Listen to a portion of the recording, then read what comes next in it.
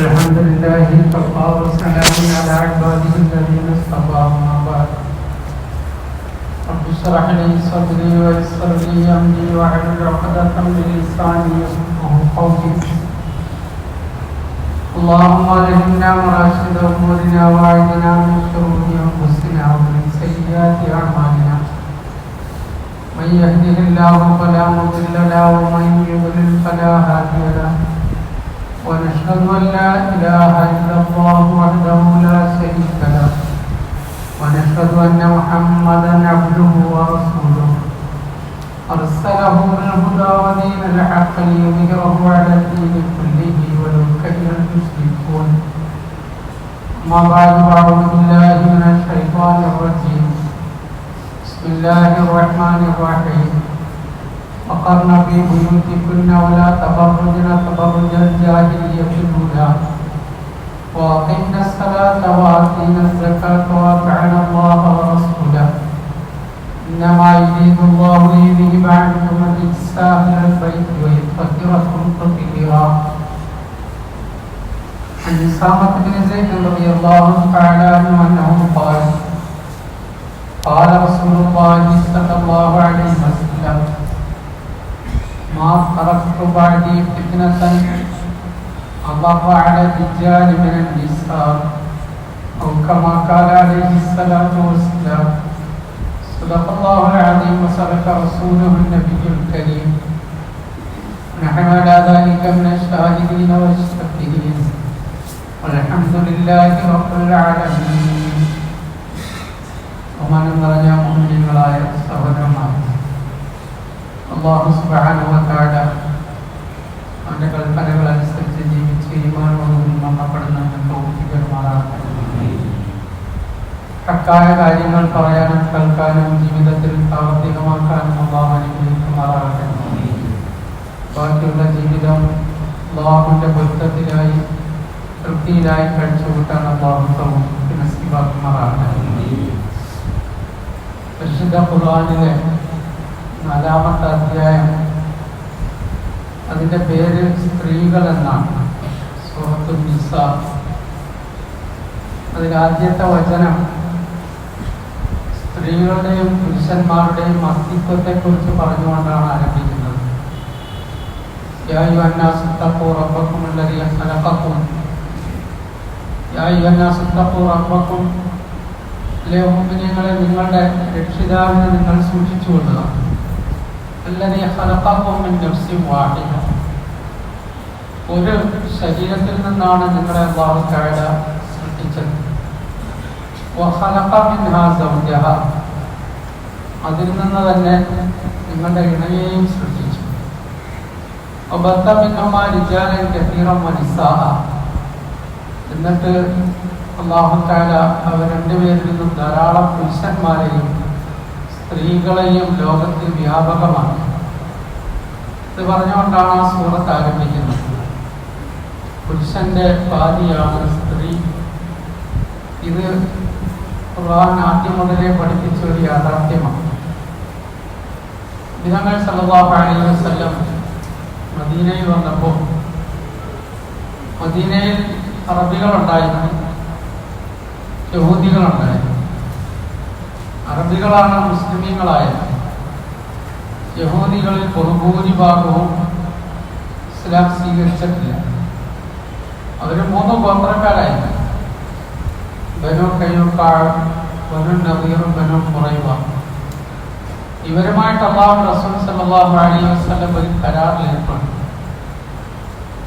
ഇത് യഹൂദി ദീനുൻ വലിൽ മുഅ്മിനീന ദീനുൻ, യഹൂദികൾക്ക് അവരുടെ മതം അനുസരിച്ച് ജീവിക്കാം, മുഅ്മിനീങ്ങൾ അവരുടെ മതം അനുസരിച്ച് ജീവിക്കും. ദീർഘമായ ഒരു കരാർ.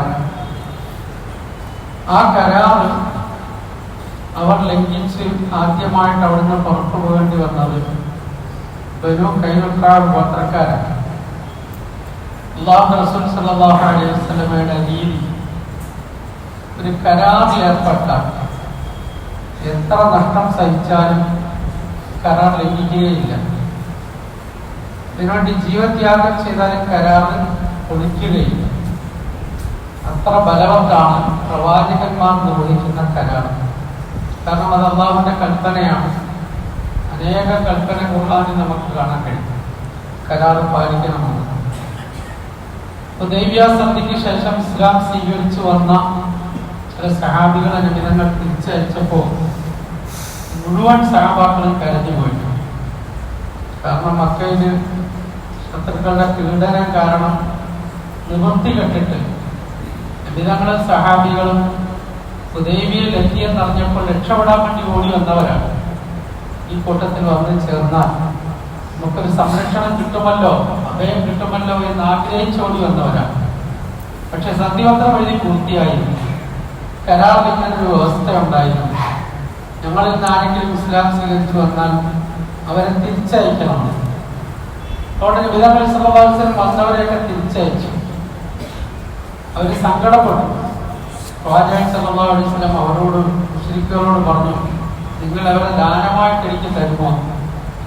അവർ കൊടുക്കാൻ തയ്യാറായില്ല. സഹാബാക്കൾ ചോദിച്ചു, അല്ലാഹു റസൂൽ സല്ലല്ലാഹു അലൈഹി വസല്ലം എന്തൊരവസ്ഥയാണ്, പക്ഷെ സന്ധിപത്രം എഴുതി പൂർത്തിയായി പോയല്ലോ, എന്താ ചെയ്യുക? ഇതിനുള്ള തിരിച്ചയച്ചു.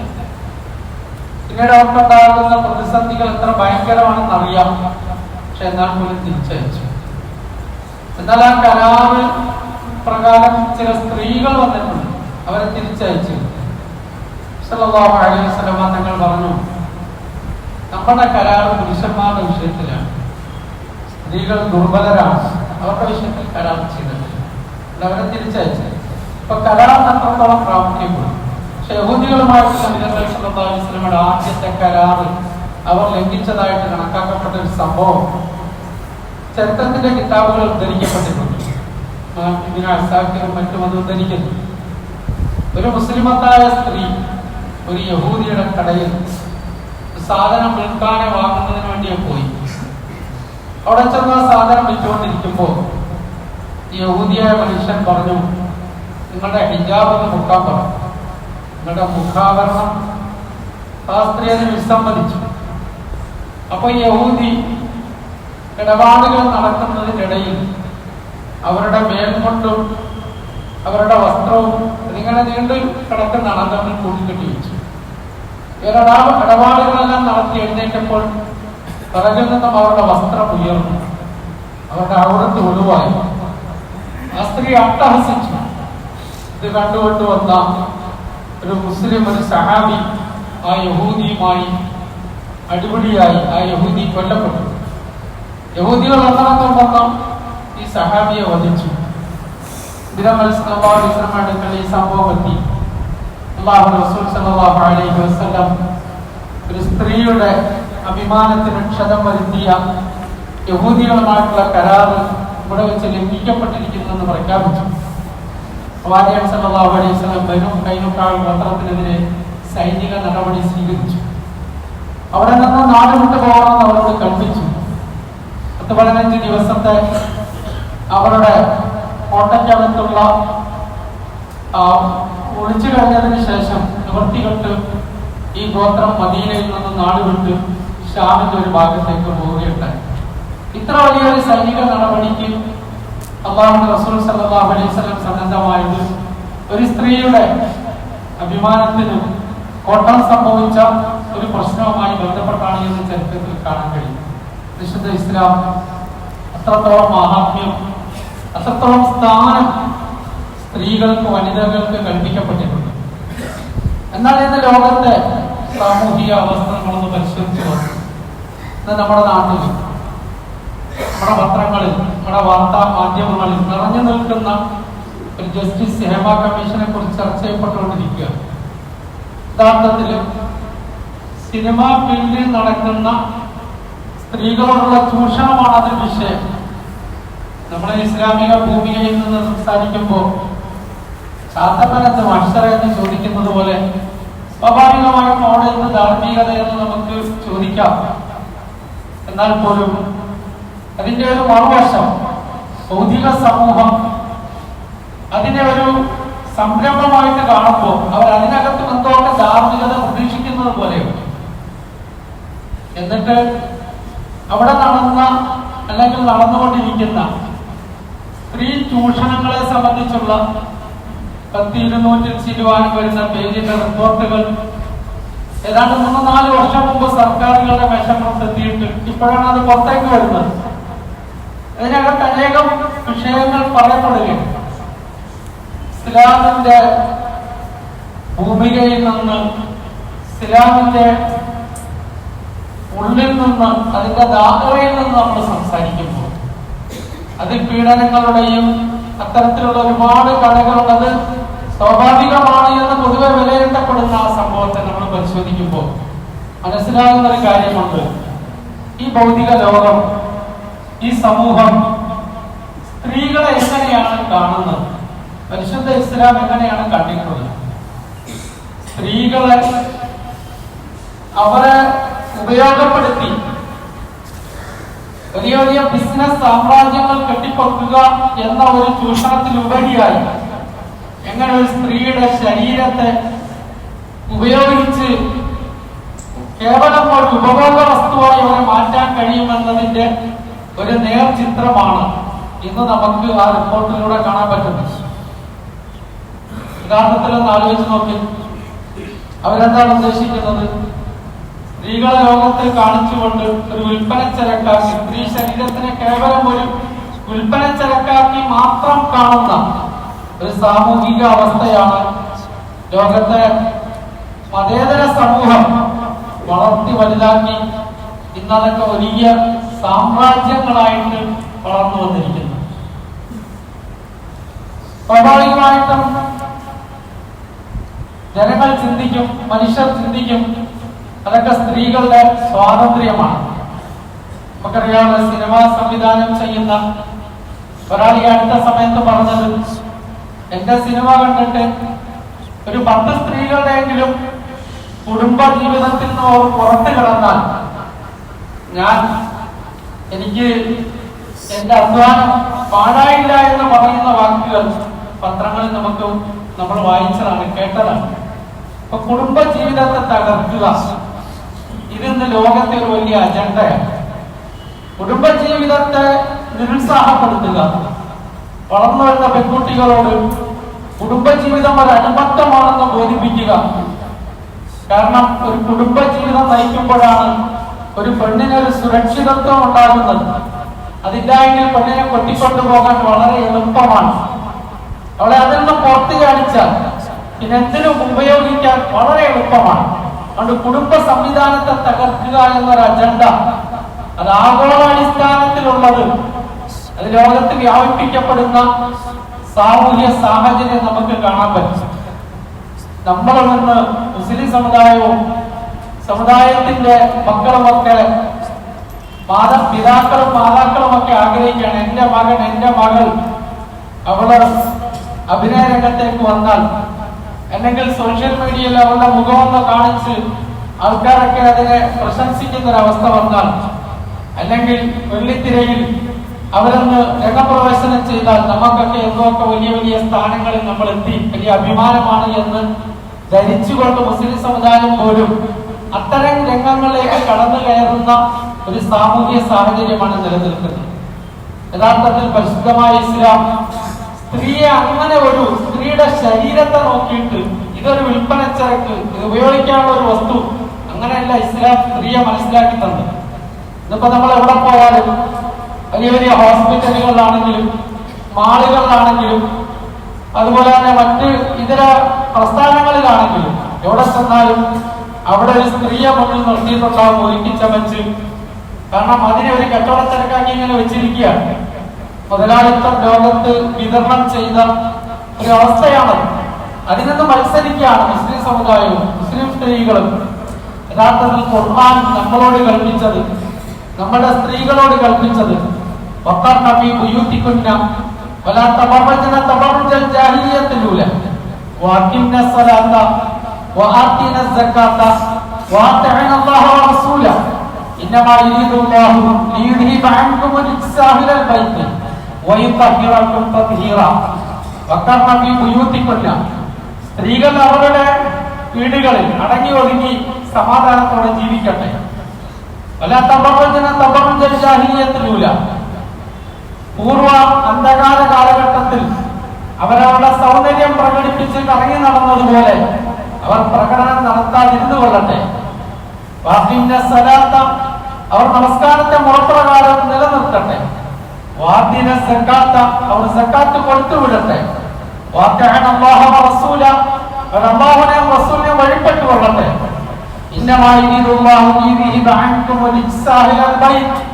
അല്ലാഹു ഇങ്ങനെയൊക്കെ കൽപ്പിക്കുന്നത് നിങ്ങളിൽ നിന്നും മ്ലേച്ഛത്തരങ്ങൾ ഇല്ലാതാക്കാനാണ്, നിങ്ങളുടെ പരിശുദ്ധിയെ സംരക്ഷിക്കാൻ വേണ്ടിയാണ്, നിങ്ങളുടെ പാതികൃത്യത്തെ, നിങ്ങളുടെ ചാരിത്രത്തെ സൂക്ഷിക്കാൻ വേണ്ടിയാണ്.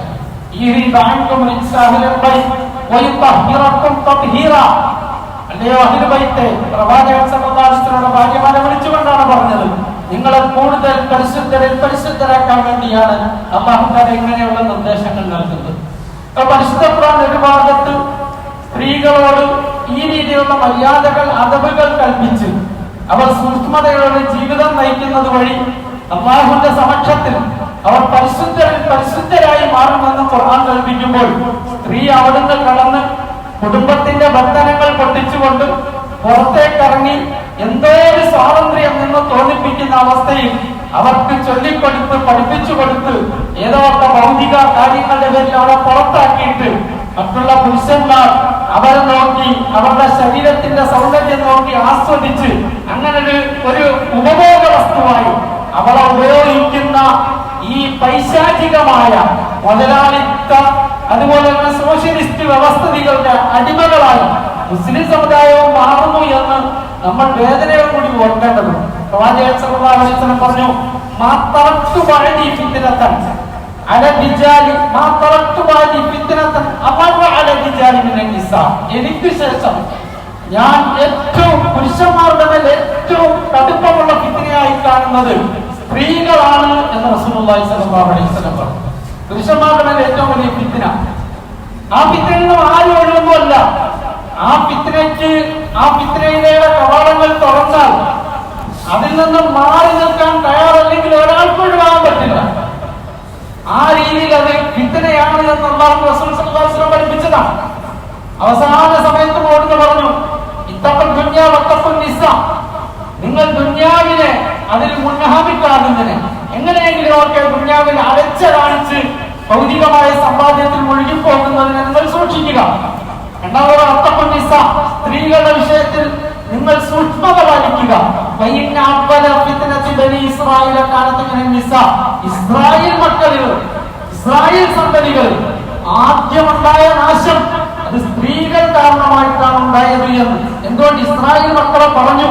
അത് പ്രവാചകന്മാരുടെ പുത്രന്മാരും പൗത്രന്മാരും പരിശുദ്ധമായ ഖുർആൻ പഠിപ്പിക്കുന്ന 3 വേദഗ്രന്ഥങ്ങൾ നൽകപ്പെട്ട ഒരു സമൂഹവും എത്രത്തോളം സംസ്കാര സമ്പന്നരായ സംസ്കൃതി ലോകത്ത് വളർത്തിയ ഒരു കുടുംബ സംവിധാനമാകുന്ന ഇസ്രായേൽ മക്കൾ എത്രയോ പ്രവാചകന്മാർ അവരിലേക്ക് വന്നു. ആ സമൂഹം നശിക്കാനുള്ള പ്രധാന കാരണം അവരുടെയുള്ള സ്ത്രീകളാണ് എന്ന് അല്ലാഹു റസൂൽ സല്ലല്ലാഹു അലൈഹി വസല്ലം പറഞ്ഞെങ്കിൽ സൂക്ഷ്മത പാലിക്കണം. മുസ്ലിം സമുദായത്തെ എല്ലാവരും ആരെങ്കിലും നമ്മൾ ആരോപണം കൊണ്ട് രക്ഷപ്പെടലല്ല, എല്ലാവരും സൂക്ഷ്മത പാലിക്കണം. എല്ലാ മനുഷ്യരും ആ വിഷയത്തിൽ ഖുർആന്റെ നിർദ്ദേശം എന്താണ്? അത് നമ്മൾ പാലിക്കാൻ ബാധ്യസ്ഥരാകണം. എന്താണ് അല്ലാഹു റസൂൽ സല്ലല്ലാഹു അലൈഹി വസല്ലം കൽപ്പിച്ചത്? നമ്മളുടെ ഉമ്മമാർ, നമ്മളുടെ സഹോദരിമാർ, നമ്മളുടെ പെൺമക്കൾ അവരത് പാലിക്കാൻ ബാധ്യസ്ഥരാണെന്നുള്ള ബോധം വേണം. സഹോദരങ്ങളെ, ഈ കാണുന്ന നമ്മളുടെ ഈ ജീവിതം, ഈ ശരീരം, ഇത് മണ്ണിൽ കൊണ്ടുവെക്കാനുള്ളതാണ്, ഇത് കബറിൽ മൂടാനുള്ളതാണ്. അവിടെ തൊട്ട് പിന്നെ ഒരിക്കലും അവസാനിക്കാത്ത ഒരു ജീവിതമുണ്ട്. അന്ന് അവിടെ അവരെ രക്ഷപ്പെടുത്തുന്നത്, ഓരോ മനുഷ്യരും രക്ഷപ്പെടുന്നത് എന്തിന്റെ അടിസ്ഥാനത്തിലാണ്? ഈ ദുനിയാവിൽ അല്ലാഹുവിന്റെ കൽപ്പനകൾ എത്രത്തോളം പൂർത്തീകരിച്ചിട്ടുണ്ടോ അതിന്റെ അടിസ്ഥാനത്തിലാണ്. അതുകൊണ്ടാണ് പ്രവാചകൻ ആയിഷ സിദ്ദീഖ റളിയല്ലാഹു തആലയുടെ സംഗതിയിൽ ചില സ്ത്രീകൾ വന്നു, അവരുടെ മുഖത്തെ ചർമ്മം അവർ നീക്കി സൗന്ദര്യം വർദ്ധിപ്പിക്കുന്ന വസ്തുക്കൾ ഉപയോഗിച്ചിട്ടുണ്ടായിരുന്നു. ആയിഷ റളിയല്ലാഹു അൻഹ പറഞ്ഞു, ഞാൻ അല്ലാഹു റസൂൽ സല്ലല്ലാഹു അലൈഹി വസല്ലം പറയുന്നത് കേട്ടിട്ടുണ്ട്, ഇത്തരം ചികിത്സ ലഅനല്ലാഹു മൻ ഖശ്ശറ വജ്ഹ, ഇങ്ങനെ മുഖത്തിന്റെ അലങ്കാരവും സൗന്ദര്യവും മറ്റുള്ളവരുടെ മുന്നിൽ പ്രകടിപ്പിക്കുന്നതിന് വേണ്ടി മുഖത്തിന്റെ ചർമ്മങ്ങളെ നീക്കം ചെയ്യുന്നവർ, അതിനെ ചികിത്സിക്കുന്നവരെ അല്ലാഹു ശപിച്ചിരിക്കുന്നു എന്ന്. കാരണം കേവലം ഈ ശരീരം മണ്ണാകാനുള്ളതാണ്, പുഴുക്കൾക്കുള്ളതാണ്, മണ്ണിൽ കൊണ്ടുവെക്കാനുള്ളതാണ്. ആ ശരീരത്തിന്റെ സൗന്ദര്യം പ്രകടിപ്പിച്ചുകൊണ്ട് നാട്ടിൽ അരാജകത്വം വ്യാപിപ്പിച്ചാൽ ആ സ്ത്രീയെ സംബന്ധിച്ചിടത്തോളം അള്ളാഹുവിന്റെ ശാപം പോലെയാണ് ജീവിക്കുന്നത്. നമ്മുടെ ഉമ്മമാർ, നമ്മുടെ പെങ്ങന്മാർ, നമ്മുടെ സഹോദരിമാർ, നമ്മുടെ ഭാര്യമാർ, അവർ കാരണമായിട്ട് മറ്റൊരു പുരുഷൻ അങ്ങനെ ഫിത്നയിൽ അകപ്പെടാൻ പാടില്ല. ആ ഒരു നിർബന്ധ ബുദ്ധി നമുക്കുണ്ടാകണം. അല്ലാഹു റസൂൽ സല്ലല്ലാഹു അലൈഹി വസല്ലം പറഞ്ഞു, സിൻഫാനി മിൻ ഉമ്മത്തി ലം അറഹുമാ, ഈ ഉമ്മത്തിൽപ്പെട്ട രണ്ട് കൂട്ടർ അവരെ ഞാൻ കാണാതിരുന്നെങ്കിൽ അതിൽ രണ്ടാമത്തെ വിഭാഗത്തെ കുറിച്ച് അല്ലാഹു റസൂൽ സല്ലല്ലാഹു അലൈഹി വസല്ലം പറഞ്ഞു, നിസാഉൻ കാസിയാത്തുൻ ആലിയാത്തുൻ മുമീലാത്തുൻ മായിലാത്തുൻ റൂസുഹുന്ന കാസിമത്തുൽ മുഹ്തുൽ മായില ലാ യദ്ഖുലുൽ ജന്ന വലാ യജിദുന റീഹഹാ ഫഇന്ന റീഹഹാ തജിദു മിൻ മസീറത്തി കദാ വകദ. അല്ലാഹു റസൂൽ സല്ലല്ലാഹു അലൈഹി വസല്ലം ഇമാം ബുഖാരിയിൽ പറയുന്ന ഹദീസാണ്. നിസാഉൻ കാസിയാത്തുൻ, ഞാൻ കാണരുത് എന്ന് നബി സല്ലല്ലാഹു അലൈഹി വസല്ലം പറഞ്ഞ ഒരു കൂട്ടർ, അവർ പൂർണ്ണമായി വസ്ത്രം ധരിക്കാത്ത സ്ത്രീകളാണ്, അവർ നഗ്നകളാണ്. കാസിയാത്തിന് ആരിയാത്തിന് വസ്ത്രം ധരിച്ചിട്ടുണ്ട്, എന്നാൽ അവർ നഗ്നകളാണ്. ഓരോരുത്തരും അവരവരെ കുറിച്ച് ചിന്തിക്കും. വേറെ ആളേക്ക് നോക്കരുത്, വേറെ ഒറ്റ മനുഷ്യനിലേക്ക് നോക്കരുത്. എന്റെ ഭാര്യയിലേക്ക്, എന്റെ സഹോദരിയിലേക്ക്, എന്റെ ഉമ്മയിലേക്ക്, എന്റെ മക്കളിലേക്ക് നമ്മൾ ഓരോരുത്തരും നോക്കണം. ആരെയും കുറ്റപ്പെടുത്താനല്ല, നമ്മൾ ഓരോരുത്തരും ചിന്തിക്കണം. സ്വർണ്ണങ്ങളെ ശരീരത്തിന്റെ കൽപ്പനകള് ആരുടെയെങ്കിലും തലയിൽ ഇടിവെക്കാനുള്ളതല്ല, നമ്മൾ നോക്കാനുള്ളതാണ്. നമ്മൾ ഓരോരുത്തരും നോക്കണം. ഇതിനങ്ങൾ സന്ദേശം പറയാണ്, വസ്ത്രം ധരിച്ചിട്ടുണ്ട്, എന്നാൽ അവർ വിവസ്ത്രരാണ്. ചില സ്ത്രീകൾ അവർ പുരുഷന്മാരെ ആകർഷിക്കാൻ വേണ്ടി നടക്കുകയാണ്, പുരുഷന്മാരെ ചായിപ്പിക്കാൻ വേണ്ടി ശ്രമിക്കുന്നവരാണ്. ഇന്ന് സ്ത്രീകൾ ഏറ്റവും കൂടുതൽ അലങ്കാര വസ്തുക്കൾ ഉപയോഗിക്കുന്നത് എവിടെയാണ്? അവർ പുറത്തേക്ക് ഇറങ്ങുമ്പോഴാണ്. അതിനുള്ള കടകൾ അത്ര വ്യാപകമാണ്. ഈ പരമാവധി എന്തെല്ലാം ചെയ്യാൻ പറ്റുമോ അങ്ങനെയൊക്കെ ചെയ്ത് ആൾമാറാപ്പം നടത്തിയിട്ട് അതിന് പുറത്തേക്ക് ഇറങ്ങുന്നത്. അങ്ങനെ ചെയ്താൽ പുറത്തേക്ക് ഇറങ്ങുന്നത്. എന്നിട്ട് പറയാണ് പുരുഷന്മാര് പീഡിപ്പിക്കുന്നു. പുരുഷന്മാര് പീഡിപ്പിക്കുന്നത് എന്തൊരർത്ഥത്തിലാണ് വർത്തമാനം പറയുന്നത്? പുരുഷന്മാർക്ക് അസ്തിത്വമില്ലേ? സ്ത്രീകൾക്ക് അസ്തിത്വമില്ലേ? സ്വാഭാവികമായും ഒരു സ്ത്രീയുടെ അലങ്കാരങ്ങളിൽ ശ്രദ്ധിച്ചു നോക്കിയാൽ ഒരു പുരുഷന് വികാരം ഉണ്ടാകുമെന്നത് ശരിയാണ്. അതുകൊണ്ടാണ് പുരുഷന്മാരോട് പറഞ്ഞത് അന്യബന്ധങ്ങളേക്ക് നോക്കരുത്. പറഞ്ഞു അന്യ സ്ത്രീയിലേക്ക് തുറിച്ചു നോക്കുന്നത് കണ്ണിന്റെ വ്യഭിചാരമാണ് എന്ന്. ഇന്ന് എത്ര പേര് നമ്മുടെ കണ്ണ് സൂക്ഷിച്ചിട്ടുണ്ടെന്ന് ചിന്തിച്ചു നോക്കും. നമ്മൾ എത്ര പേര് അന്യ സ്ത്രീയിലേക്ക് ശ്രദ്ധിച്ചു നോക്കുന്നത് കണ്ണിന്റെ വ്യഭിചാരമാണ്. കൈകൊണ്ട് തൊടുന്നത് കൈയുടെ വ്യഭിചാരമാണ്. കാലുകൊണ്ട് നടക്കുന്നത് കാലിന്റെ വ്യഭിചാരമാണ് എന്ന് നബിതങ്ങൾ പറഞ്ഞു. അവസാനം അവന്റെ ജനനേന്ദ്രിയം ഒന്നുകിൽ അതിനെ സാക്ഷാത്കരിച്ച് വലിയ അപകടത്തിൽ പോകും, അല്ലെങ്കിൽ അതിൽ നിന്നെങ്കിലും ആ കുറ്റത്തിൽ നിന്നും രക്ഷപ്പെടും. അതുകൊണ്ട് ഇതിന്റെ എല്ലാ കാര്യങ്ങളും ഹദീസിൽ പറഞ്ഞ് നമ്മളെ മനസ്സിലാക്കി തന്നിട്ടുണ്ട്. പറയുകയാണ്, ചില സ്ത്രീകൾ അവർ മറ്റുള്ളവരെ ആകർഷിക്കുന്നവരാണ്, ആകർഷിപ്പിക്കാൻ വേണ്ടി ശ്രമിക്കുന്നവരാണ്. അവരുടെ തലമുടിയൊക്കെ ഇങ്ങനെ മുകളിലോട്ട് ഒട്ടകത്തിന്റെ പൂഞ്ഞ പോലെ കെട്ടിവെച്ചിട്ടുണ്ടാവും. അക്കാലഘട്ടത്തിൽ പുരുഷന്മാരെ ആകർഷിക്കുന്നതിന് വേണ്ടി തലമുടി കെട്ടുന്ന ഒരു രീതിയാണ് പറഞ്ഞത്. എന്നിട്ട് അവൻ സ്വർഗത്തിൽ പ്രവേശിക്കുകയില്ല. ഈ ഇരിക്കുന്ന മക്കളോട് ചോദിച്ചു നോക്കി, ലായതുല്ല എന്ന ആ പ്രയോഗത്തിന്റെ അർത്ഥം അവൻ സ്വർഗത്തിൽ പ്രവേശിക്കുകയില്ല. പ്രവേശിക്കുകയില്ല എന്ന് മാത്രമല്ല, അവർക്ക് സ്വർഗത്തിന്റെ സുഗന്ധം ആസ്വദിക്കാൻ സാധിക്കുകയില്ല. തീർച്ചയായും ആ സ്വർഗത്തിന്റെ സുഗന്ധം എത്രയോ വഴിദൂരത്തിൽ നിന്ന് ആസ്വദിക്കാൻ പറ്റുന്നതാണ്. ആ സുഗന്ധം പോലും ആസ്വദിക്കാൻ കഴിയില്ല എന്ന് സയ്യിദുനാ റസൂലുള്ളാഹി സ്വല്ലല്ലാഹു അലൈഹി വസല്ലം. അത്ര ഗൗരവമുള്ള വിഷയത്തിൽ അത്ര ഗൗരവമുണ്ട്. ചില ഹദീസുകൾ കാണാൻ കഴിയും. ഏതൊരു സമൂഹത്തിൽ വ്യഭിചാരം വ്യാപകമായോ ആ സമൂഹത്തിൽ കൂട്ടമായ മാറ്റമുണ്ടാകും.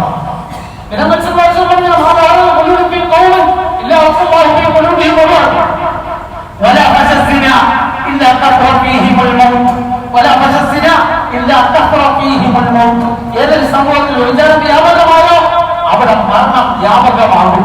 ആ സമൂഹത്തിൽ ആകസ്മികമായ മരണമുണ്ടാകും. മനുഷ്യന്റെ ആയുസ് കെട്ടുപോകും. ലോകത്ത് ഏതെല്ലാം സ്ഥലങ്ങളിൽ മുൻ കാലഘട്ടത്തിൽ ഫിത്നകളും അദാബുകളും ഉണ്ടായിട്ടുണ്ട്. ഇപ്പൊ തന്നെ നമ്മൾ അതിന്റെ പേരിലാണെന്ന് പറയുകയല്ല. എന്നാലും നമ്മുടെ ചില സുഹൃത്തുക്കൾ ഈ അടുത്ത ദിവസങ്ങളിൽ വയനാട് പോയിട്ട് വന്നിട്ട് അവർ പറയുന്ന വാർത്ത കേട്ടാൽ നമുക്ക് സഹിക്കാൻ പറ്റുന്നില്ല. അത്ര ഭയങ്കരമായ ഒരവസ്ഥ.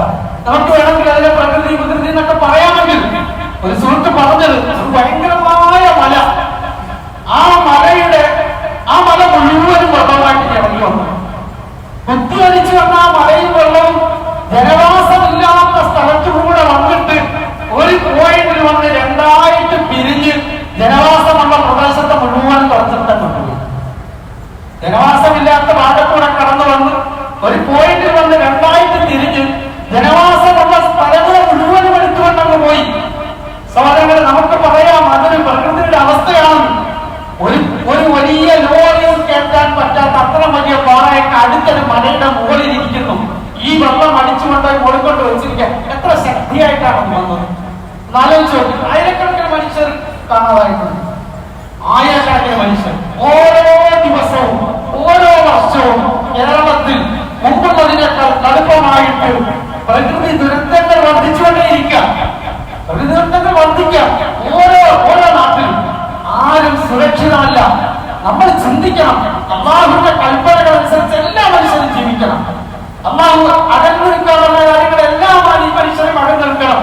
വിചാരത്തിൽ നടന്നിൽക്കണം. വിചാര ആരോപണങ്ങൾ നടന്നിൽക്കണം.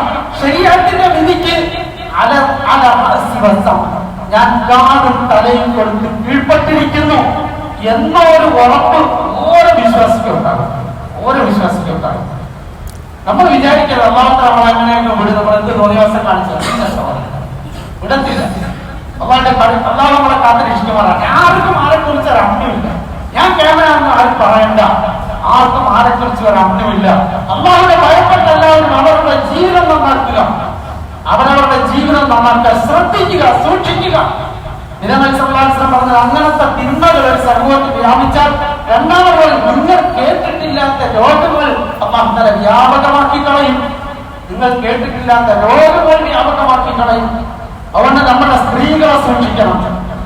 നമ്മുടെ സ്ത്രീകൾ മറ്റന്യ പുരുഷന്മാരുമായി ഇടപഴകുന്നതും സഹകരിക്കുന്നതും അവരുമായിട്ട് സല്ലാപ വർത്തമാനങ്ങൾ പറയുന്നതും നോക്കി നിൽക്കുന്ന ഒരു പുരുഷന്, ഒരു ബന്ധുവിന്, ഒരു ഭർത്താവിന്, ഒരു പിതാവിന്, ഒരു സഹോദരന് മനസ്സിലൊരു റീറത്ത്, ഒരു രോക്ഷമുണ്ടായില്ലെങ്കിൽ അവനെ അല്ലാഹു റസൂൽ സ്വല്ലല്ലാഹു അലൈഹി വസല്ലം വിളിച്ച ദയ്യൂത്ത് എന്നാണ്. ദയ്യൂത്ത്. ഞാൻ ഇതിന്റെ അർത്ഥം പറയുന്നത് ദയ്യൂത്തിന് എന്താ ശിക്ഷയുടെ ഹദീസിൽ അങ്ങനെ ശാപം ഉണ്ടായെന്ന് പറഞ്ഞിട്ടുണ്ട്. അങ്ങനെ ഉണ്ടായാൽ ഒരു റീറത്ത് ഒരു മനുഷ്യനുണ്ടാകും, ഒരു മുസ്ലിമിനുണ്ടാകും. ഉണ്ടാകും. പരമാവധി ശ്രദ്ധിക്കണം. മനുഷ്യന് ചിലപ്പോൾ പലതും സംഭവിക്കും. പല വീടുകളിലും പലതും സംഭവിക്കും, പല കുടുംബങ്ങളിലും സംഭവിക്കും. ആർക്കും അങ്ങനെയില്ലാത്ത കാലഘട്ടമാണ്. പക്ഷെ നമ്മൾ സൂക്ഷിക്കണം. സ്ത്രീകൾ അവർക്ക് വലിയൊരു അസ്തിത്വം പരിശുദ്ധ ഇസ്ലാം നൽകിയിട്ടുണ്ട്. പ്രവാചകന്മാർക്ക് പോലും മാതൃക ഓടിക്കുന്ന സ്ഥലത്ത് അള്ളാഹു രണ്ട് സ്ത്രീകളെ പരിചയപ്പെടുത്തി.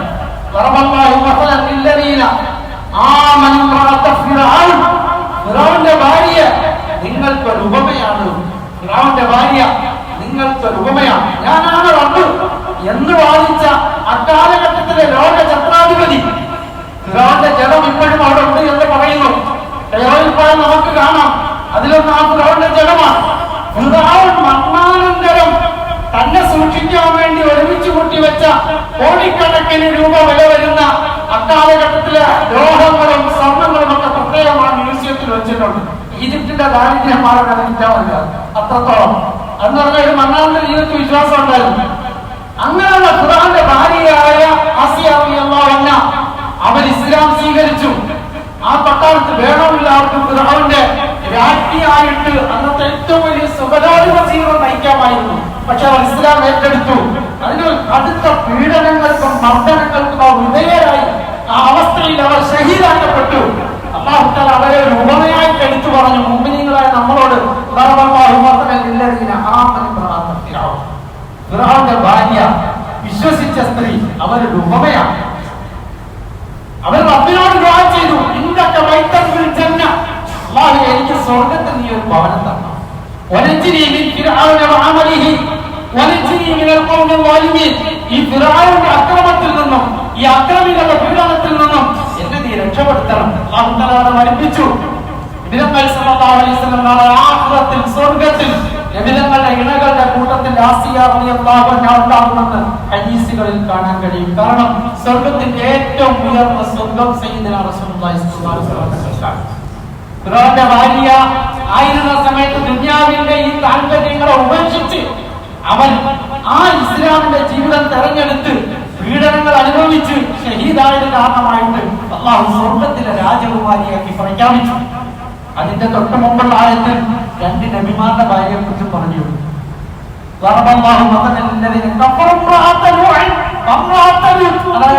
ആരും നിർഭയരല്ല. അല്ലാഹു നമ്മളുടെ ഇണകളെ, നമ്മളുടെ മക്കളെ, നമ്മളുടെ സഹോദരിമാരെ, നമ്മളുടെ ഉമ്മമാരെ പാതികൃത്യവും കൃത്യവും ചാരിത്രവും തപ്പയുമുള്ളവരെ വളർത്തുന്നതുമാരാകട്ടെ. തെറ്റിപ്പോകാതെ അല്ലാഹു സംരക്ഷിക്കുമാറാകട്ടെ. അല്ലാഹു പറയാണ്, ലൂത്ത് നബിയുടെയും നൂഹ് നബിയുടെയും ഭാര്യമാർ കഫറു, അവർ അവിശ്വാസികളായിപ്പോയി. ഷെയ്ഖുൽ അംബിയായുടെ ഭാര്യ, അതിനേക്കാൾ വലിയ ദറജയുള്ള ആരാണ്? ഷെയ്ഖുൽ അംബിയായേക്കാൾ വലിയ ദറജ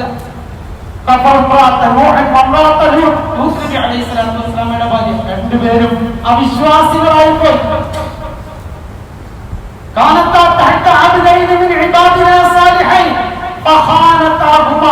നമ്മുടെ സജ്ജനങ്ങളായ രണ്ട് ദാസന്മാരുടെ കൂട്ടത്തിൽ കഴിഞ്ഞവരാണവർ, സഹശേനം നടത്തിയവരാണവർ. വഞ്ചന കാണിച്ചു അവർ രണ്ടുപേരും.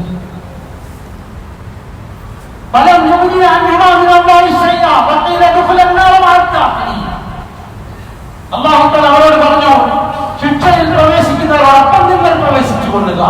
ഫിറഔന്റെ ഭാര്യ രാജകുമാരി സ്വർഗത്തിൽ, നൂഹ് നബിയുടെ ഒരു ഭാര്യ, ലൂത്തിന്റെ ഒരു ഭാര്യ നരകത്തിന്റെ അടിത്തട്ടിൽ. ആർക്കാണ് ഭയം? സഹോദരൻ, നമ്മൾ ഓരോരുത്തരും ചിന്തിക്കുക, ഗൗരവമായി ചിന്തിക്കുക. പരിശുദ്ധ ഇസ്ലാം ഈ കാലഘട്ടം ഫിത്നയുടെ കാലഘട്ടമാണ്. എല്ലാവരും ഫിത്നയിൽ നിൽക്കുന്ന കാലഘട്ടമാണ്. അതുകൊണ്ട് അതിനുള്ള ഒരുപാട് സാഹചര്യങ്ങളുണ്ട്. സാഹചര്യങ്ങൾക്ക് അടിമപ്പെട്ട മനുഷ്യർ വഴിവഴിച്ചു പോകും.